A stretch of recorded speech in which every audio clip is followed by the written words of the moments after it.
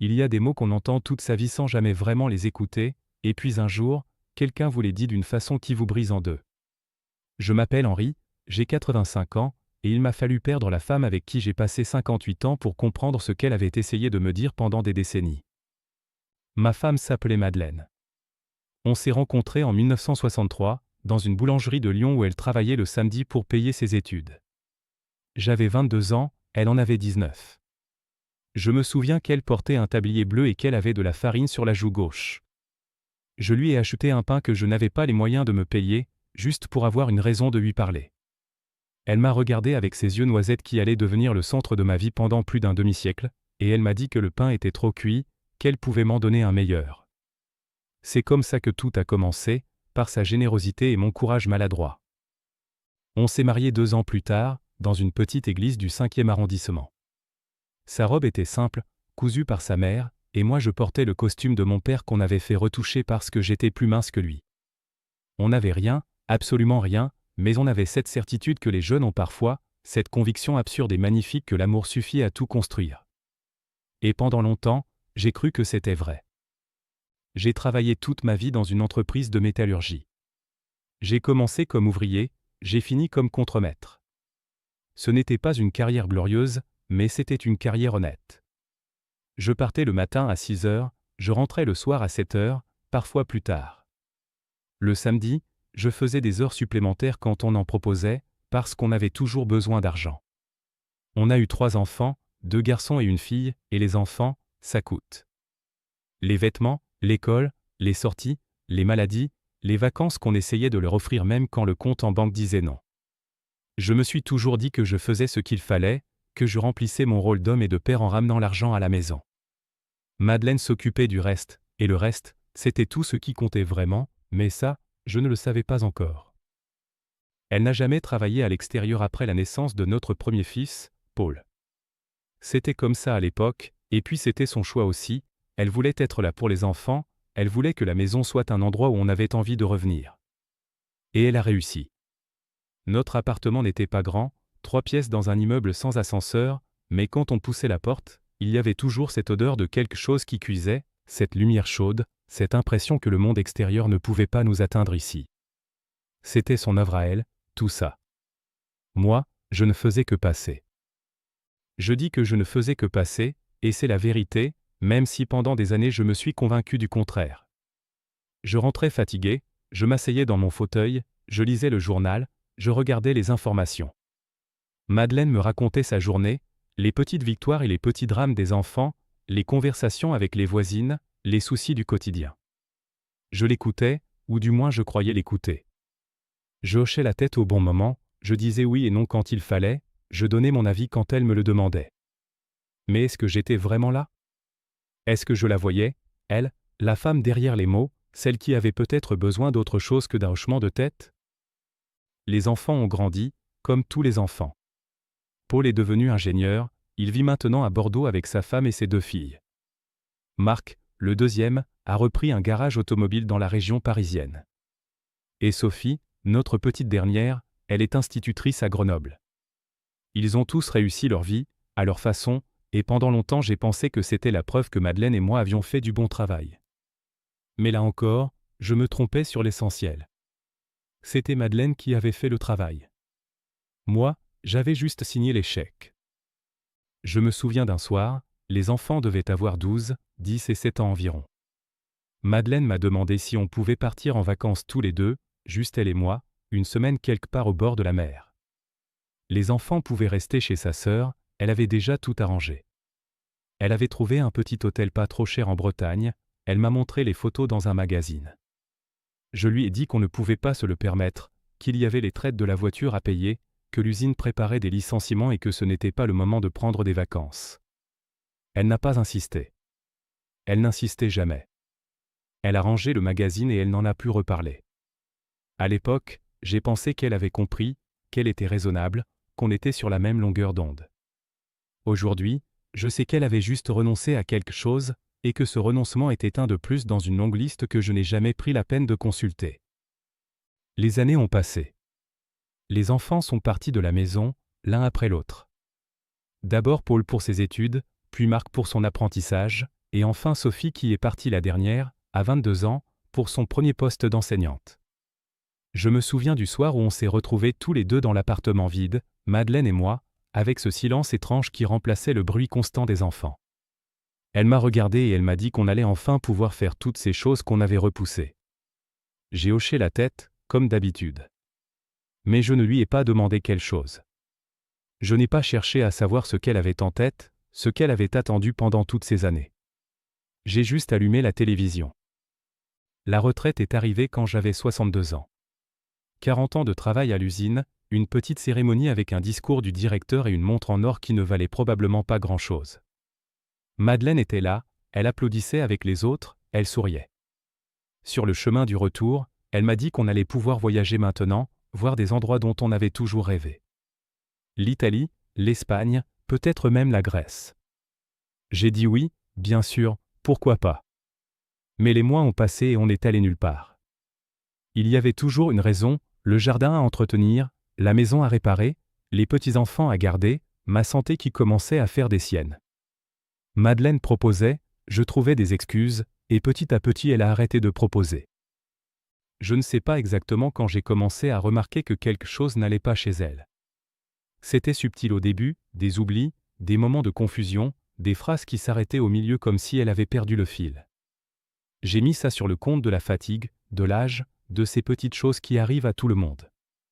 Mais ça s'est aggravé.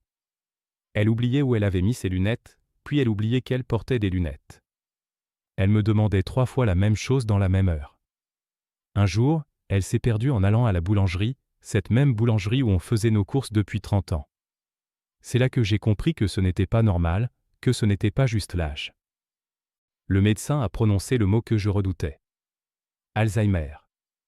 Une maladie qui allait lentement effacer tout ce qu'elle était, tout ce qu'on avait été ensemble. J'ai tenu sa main pendant qu'il parlait, et pour la première fois depuis très longtemps, je l'ai vraiment tenue, je l'ai vraiment sentie dans la mienne, chaude et fragile et tremblante. Elle pleurait sans bruit, et moi je ne savais pas quoi dire, je ne savais jamais quoi dire, alors je n'ai rien dit. Les mois qui ont suivi ont été les plus difficiles de ma vie, mais aussi les plus précieux, d'une façon que je n'aurais jamais imaginée. La maladie progressait, lentement mais sûrement, et Madeleine avait de bons jours et de mauvais jours. Les bons jours, elle était presque elle-même, lucide, présente, capable de rire et de se souvenir. Les mauvais jours, elle me regardait comme si j'étais un étranger, et je devais me présenter, lui expliquer qui j'étais, lui rappeler notre vie ensemble. C'est un soir, environ 6 mois après le diagnostic, que ça s'est passé. C'était un bon jour, un très bon jour même. On était assis dans le salon, la nuit tombait, et on regardait par la fenêtre les lumières de la ville qui s'allumaient une à une. Elle était calme, paisible, et soudain elle s'est tournée vers moi et elle m'a dit qu'il fallait qu'elle me parle de quelque chose, qu'elle avait gardé ça trop longtemps et qu'elle ne savait pas combien de temps il lui restait pour le dire. J'ai senti mon cœur se serrer.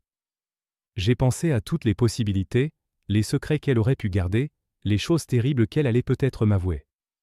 Mais ce n'était rien de tout ça.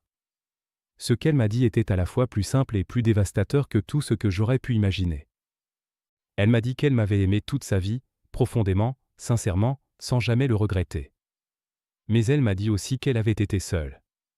Seule pendant notre mariage, seule pendant que les enfants grandissaient, seule pendant toutes ces années où j'étais là sans vraiment être là.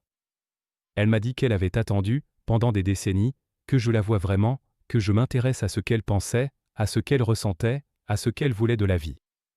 Elle avait attendu que je lui pose des questions, que je cherche à la connaître au-delà de son rôle de femme et de mère. Elle avait attendu que je lui dise qu'elle comptait, pas seulement comme la personne qui tenait la maison, mais comme elle, Madeleine, avec ses rêves et ses peurs et ses espoirs. Elle m'a dit qu'elle avait voulu voyager, pas pour voir des monuments ou des paysages, mais pour vivre des choses avec moi, pour créer des souvenirs qui seraient à nous, rien qu'à nous. Elle avait voulu apprendre l'italien, prendre des cours de peinture, visiter les musées de Paris qu'elle n'avait jamais vus. Elle avait voulu me parler de ses doutes, de ses angoisses, de ce qu'elle ressentait quand les enfants partaient et quand les années passaient.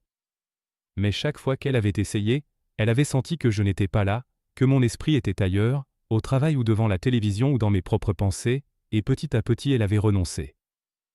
Elle m'a dit qu'elle ne m'en voulait pas, qu'elle savait que je l'aimais à ma façon, que j'avais travaillé dur pour nous faire vivre et que c'était une forme d'amour aussi. Mais elle m'a dit que si elle pouvait revenir en arrière, elle m'aurait demandé autre chose. Elle m'aurait demandé d'être présent, vraiment présent, ne serait-ce qu'une heure par jour. Elle m'aurait demandé de la regarder comme je la regardais quand on s'est rencontrés, avec cette curiosité, cet émerveillement, cette envie de tout savoir d'elle. Et puis elle m'a dit la phrase qui m'a brisé. Elle m'a dit qu'elle aurait voulu que je la connaisse, et que maintenant c'était trop tard, parce que bientôt elle ne se connaîtrait plus elle-même. Je suis resté silencieux pendant un long moment.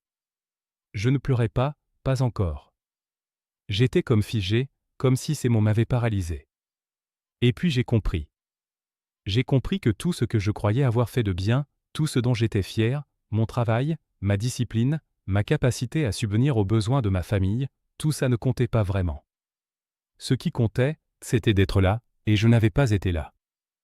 J'ai essayé de rattraper le temps perdu pendant les mois qui ont suivi. J'ai posé des questions, des centaines de questions. Je lui ai demandé de me parler de son enfance, de ses parents, de ses rêves de jeune fille. Je lui ai demandé quel était son souvenir préféré, sa plus grande peur, le moment où elle avait été le plus heureuse. Certains jours elle pouvait répondre, et ces conversations étaient des trésors que je gardais précieusement. D'autres jours elle ne savait plus, elle confondait les époques, elle mélangeait les visages, et je devais accepter que les réponses s'étaient perdues quelque part dans le brouillard de sa mémoire. J'ai organisé ce voyage en Bretagne dont elle avait rêvé 40 ans plus tôt. On a pris le train, parce qu'elle ne pouvait plus supporter les longs trajets en voiture. L'hôtel avait changé de nom et de propriétaire, mais il existait encore, face à la mer, avec cette vue qu'elle avait découpée dans un magazine des décennies auparavant. On est resté 3 jours. Elle ne se souvenait pas toujours pourquoi on était là, mais elle aimait regarder les vagues, et parfois elle posait sa tête sur mon épaule et elle souriait, et ces moments valaient plus que tout l'or du monde. Elle est morte 2 ans après cette conversation dans le salon. Vers la fin, elle ne me reconnaissait plus. Je venais la voir tous les jours à la maison de repos où on avait dû la placer, et chaque jour je devais lui expliquer qui j'étais. Parfois elle souriait poliment, comme on sourit à un inconnu aimable. Parfois elle avait peur. Une fois, une seule fois, juste quelques jours avant la fin, elle m'a regardé et elle a dit mon prénom. Henri. Juste ça. Et puis elle a fermé les yeux et elle s'est rendormie, et je suis resté assis à côté d'elle pendant des heures, à tenir sa main comme j'aurais dû la tenir pendant 58 ans. L'enterrement a été simple, comme elle l'aurait voulu. Les enfants étaient là, les petits-enfants, quelques amis et voisins. Le prêtre a dit des mots gentils sur une femme qu'il ne connaissait pas vraiment. Moi, je n'ai pas pu parler. J'avais préparé quelque chose, quelques phrases sur la femme merveilleuse qu'elle avait été, mais quand je me suis levé, les mots ne sont pas venus. Tout ce que j'arrivais à penser, c'était que j'aurais dû la connaître mieux, que j'aurais dû être là, et que maintenant il était trop tard. Ça fait 3 ans maintenant. Je vis seul dans cet appartement qui est devenu trop grand, trop silencieux. Ses affaires sont toujours là, ses livres, ses photos, ce tablier bleu qu'elle gardait depuis la boulangerie. Parfois je m'assieds dans son fauteuil à elle et j'essaie de voir la pièce comme elle la voyait, de comprendre ce qu'elle ressentait quand elle était assise là, à m'attendre, pendant toutes ces années. Je parle aux enfants 1 fois par semaine, parfois plus. On a des conversations différentes maintenant. Je leur pose des questions sur leur vie, sur leurs pensées, sur leurs rêves.